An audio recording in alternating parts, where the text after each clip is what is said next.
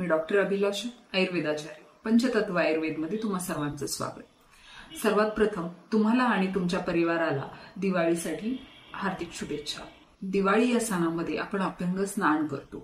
हे अभ्यंग स्नान करण्यामागे काय कारण आहेत, ही प्रथा आपल्या हिंदू संस्कृतीमध्ये का जपली गेली आहे याच्याबद्दल आपण आज माहिती घेणार आहोत आणि अभ्यंग स्नान केल्याचे आणि उटणं लावण्याचे काय फायदे आहेत ते आपण आज जाणून घेणार आहोत।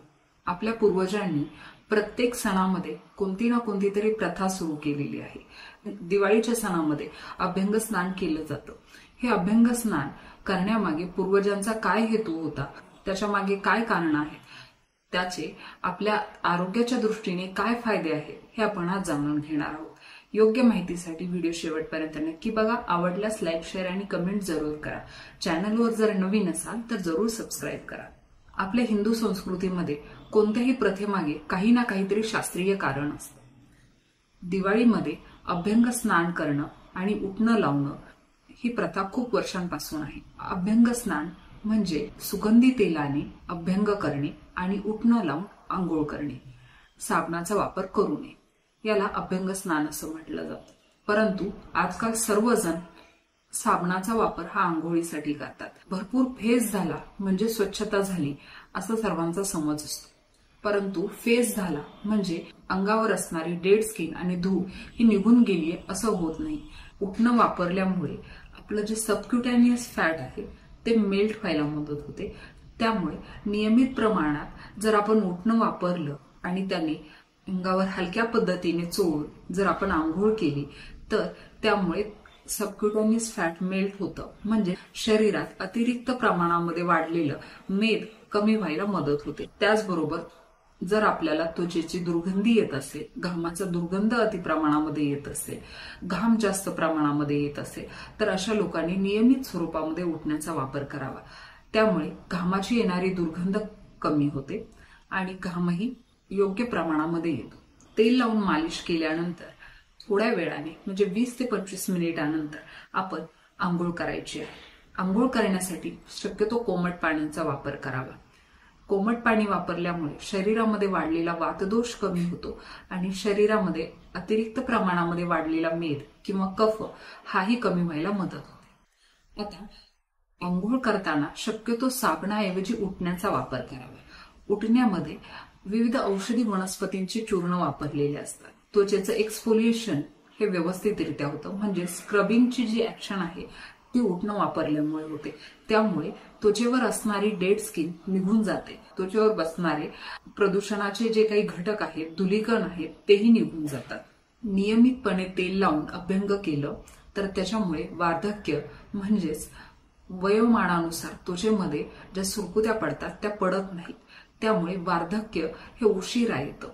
साधारणतः आंघोळीच्या अगोदर 20 ते 25 मिनिट अगोदर तेल लावून मालिश करायची आहे।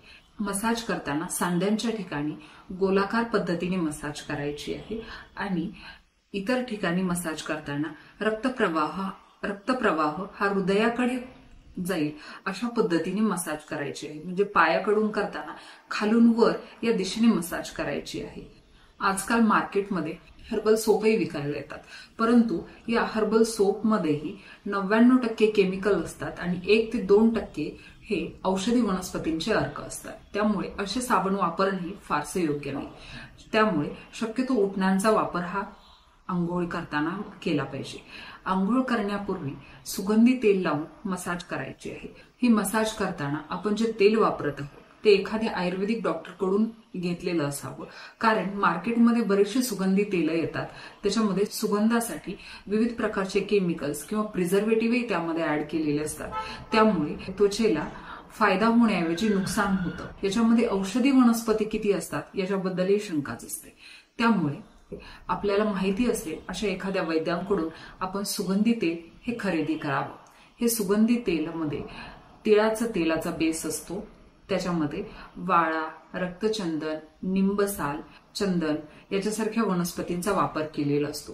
तेल लावून अभ्यंग केल्याचे फायदे काय होतात ते आपण जाणून घेऊयात। एकतर शरीरामधील सर्क्युलेशन म्हणजे रक्त पुरवठा हा चांगला होतो, त्यामुळे त्वचेचा पोतही सुधारतो। त्याचबरोबर त्वचेमध्ये असणारा अतिरिक्त वातदोष हा कमी होतो, दोषांचं संतुलन राहायला मदत होते, शरीरातला थकवा कमी होतो, मन प्रसन्न होतं, डोळ्यांची नजर चांगली होते, आपल्याला जर काही त्वचा विकार असतील तर तेही बरे व्हायला मदत होतात, किंवा नियमितपणे जे लोक उटणे वापरतात त्यांना फारसे त्वचा विकार होत नाही. नियमितपणे उटणं वापरल्यामुळे त्वचा सतेज राहते. वार्धक्यानुसार म्हणजेच वयोमान वाढल्यामुळे होणारे जे काही दुष्परिणाम त्वचेवर होतात, त्वचेवर सुरकुत्या पडतात, त्या कमी प्रमाणामध्ये पडतात. सर्वात महत्वाची गोष्ट जी उटणं वापरल्यामुळे आपला फायदा होतो ती म्हणजे प्रदूषण हे कमी प्रमाणात होतं.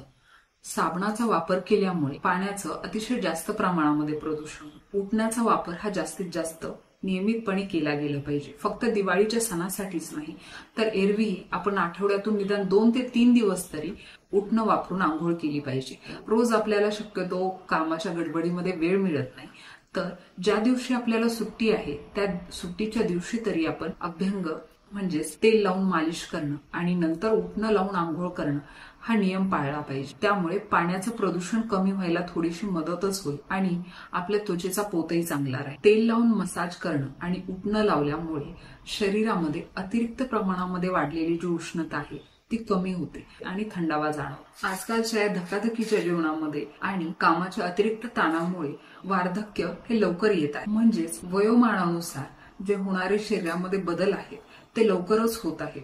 म्हणजेच वार्धक्य हे लवकर येत आहे. त्यामुळे आपण आपली दिनचर्या ही आयुर्वेदाने सांगितल्याप्रमाणे ठेवली पाहिजे. आपला आहार आणि विहार हाही आयुर्वेदाने सांगितल्याप्रमाणे असला पाहिजे. त्याचाच एक भाग असलं तर रोज तेल लावून मालिश करणं आणि उटणं लावून आंघोळ करणं म्हणजेच अभ्यंग स्नान करणं हे आपल्या रुटीनमध्ये आपण ठेवलं पाहिजे. फक्त दिवाळीच्या सणासाठी म्हणूनच नाही तर नियमितपणे आपण अभ्यंग स्नान केलं पाहिजे. रोज शक्य नसेल तर निदान सुट्टीच्या दिवशी तरी आपण अभ्यंग स्नान केलं पाहिजे. पुन्हा एकदा तुम्हा सर्वांना दिवाळीच्या हार्दिक शुभेच्छा. धन्यवाद.